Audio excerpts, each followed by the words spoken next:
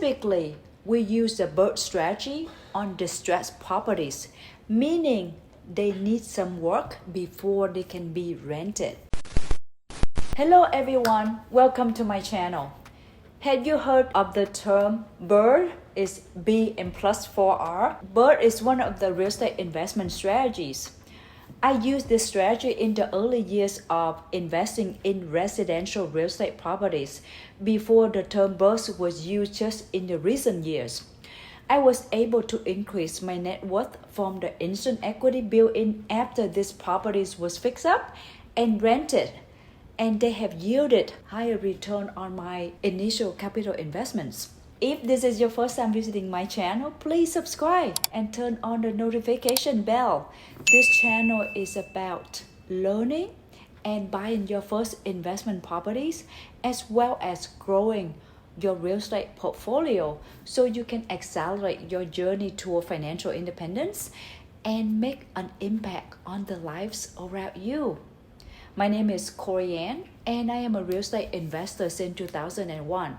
I achieved my financial independence when I was 35 years old after consistently investing in cash flow properties over 8 years. BRRRR is a common real estate strategy that allows you to build up your real estate portfolio fast with less or no money in the deal.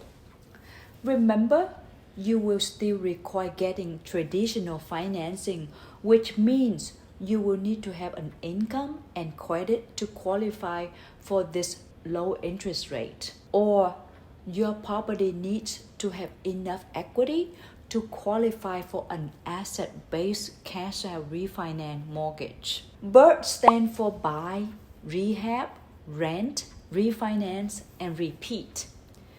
Typically, we use the BRRRR strategy on distressed properties, meaning they need some work before they can be rented. Because fix-up is required, this property are generally sold below the market value. So B is to buy, stand for buy property. As an example, a property's market value may be $100,000. Because it needs work, the seller may just want to sell it as is quickly for $50,000. On top of that $50,000, you will need to factor in the closing cost, say $5,000, fix-up cost of $10,000, and carrying cost of $5,000. This brings up your total cost of $70,000.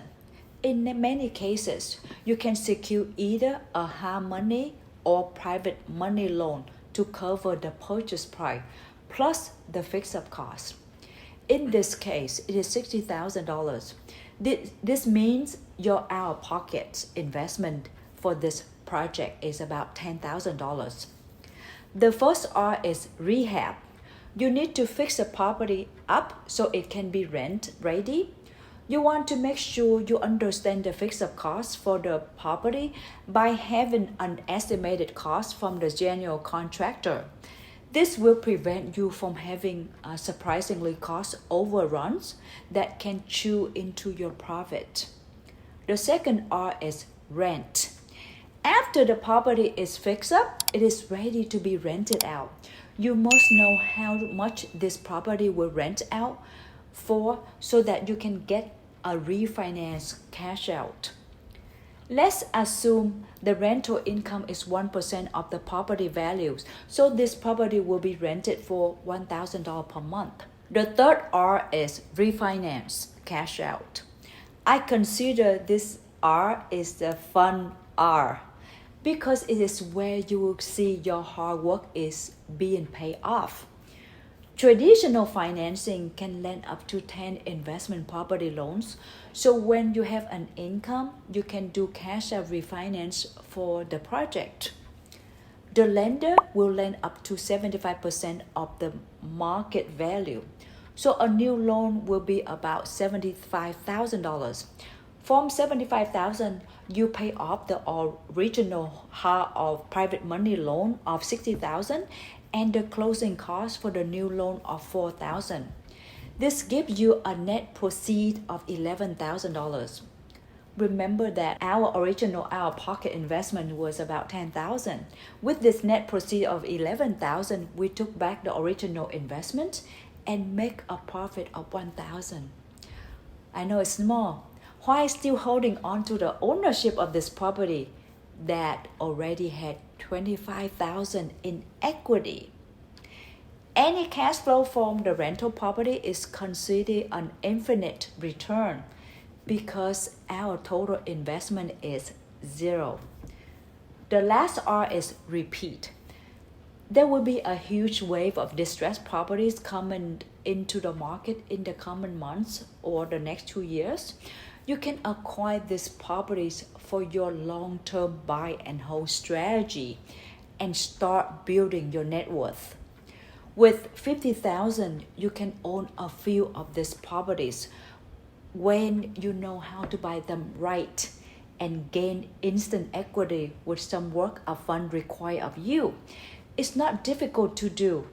I was able to buy a few dozens of these projects, even out of state, by forming a solid team in place and following the system. I hope you enjoyed this video, and do not forget to subscribe to my channel and do hit the bell icon on your way out too. Share with me in the comment below. Have you invested in wholesale properties before? What is the pros and cons based on your own experience? Let's learn, invest, and make an impact. Ciao!